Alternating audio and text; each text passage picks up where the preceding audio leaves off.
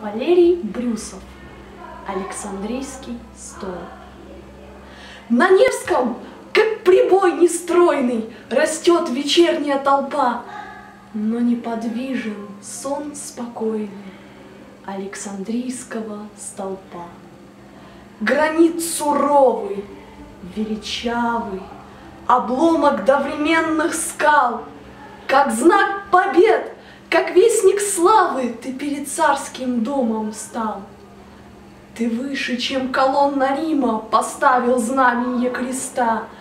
Несокрушимо, недвижимо твоя тяжелая пята.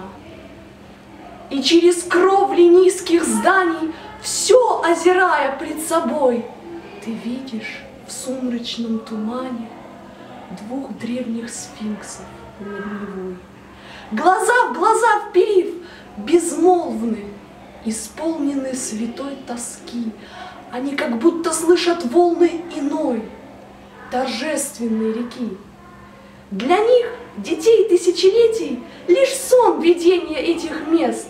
И эта твердь, и стены эти, и твой взнесенный к небу крест.